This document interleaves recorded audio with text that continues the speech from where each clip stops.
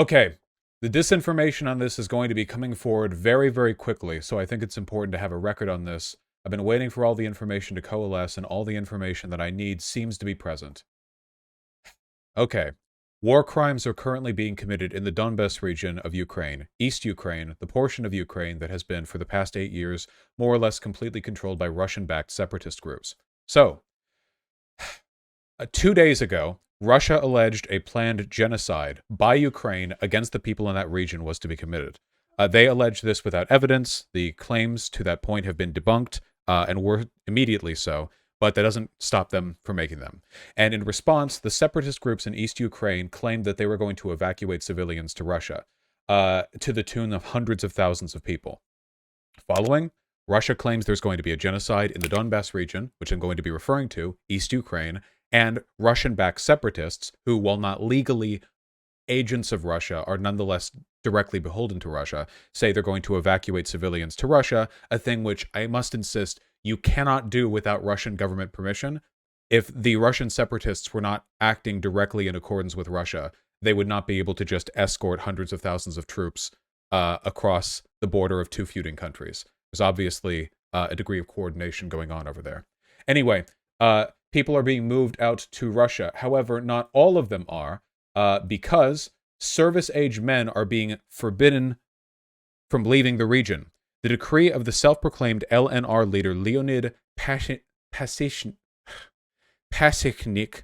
whatever. His name doesn't deserve to be pronounced properly. This is one of the Donbas region separatist leaders. The decree on the general mobilization states men 18 to 55 are not allowed to leave the district's territory. You understand? The elderly, children, and women are being allowed to leave, not service-age men.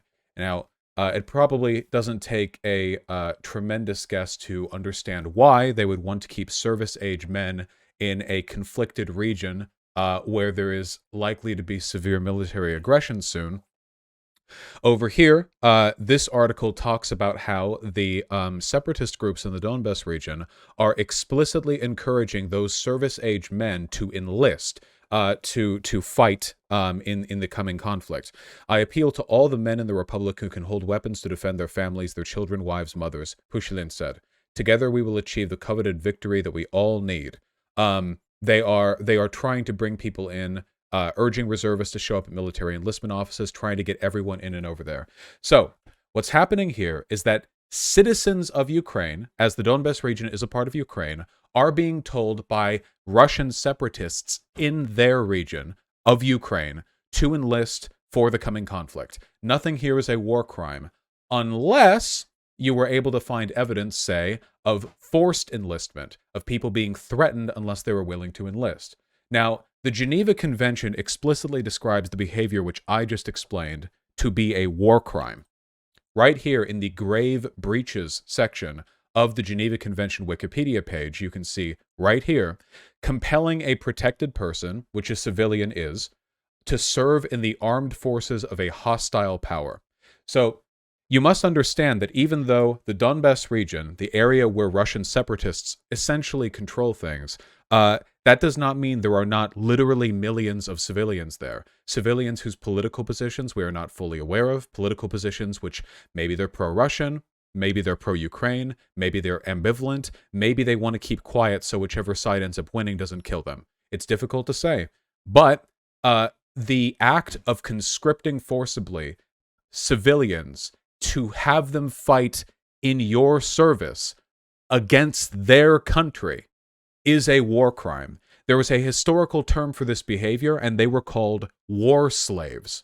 When soldiers and civilians of men of fighting age were captured by medieval army bands that would move through the countryside, they were given the worst equipment and they were put in the front lines. And they were thrown out there to soften up the opposition before the real soldiers would run in to kill as many of them as they could. They were cannon fodder, essentially. This is a long-standing military tactic that is widely considered repugnant today and throughout history, and that is currently happening if you can find evidence that there are instances of people being compelled to conscript. Now, this information is breaking live as we speak, so it's difficult to say for sure, but according to a number of sources I've seen, many people are saying in occupied Donbass that people are being threatened jail time if they do not follow the mobilization orders. People are literally looking for places to hide in order to avoid forced conscription. Again, we're processing this information as it comes out. It's very difficult to understand fully everything taking place right as it comes out, but that is a war crime. There's no getting around it. That is explicitly a severe breach of the Geneva Convention.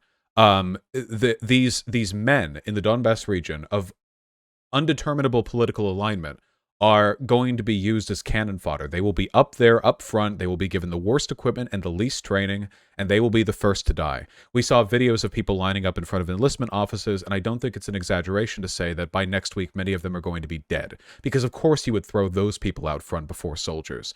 Anyway, somebody had to talk about this, live and ongoing. If any of this turns out not to be the case, if elements of the story were misrepresented, exaggerated, or falsely reported by other actors, I don't care. Fuck Russia. No, no. This is the conclusion which I have drawn based on the best available evidence. I don't like going over breaking news, but wartime is wartime. What are you going to do? So, miserable business.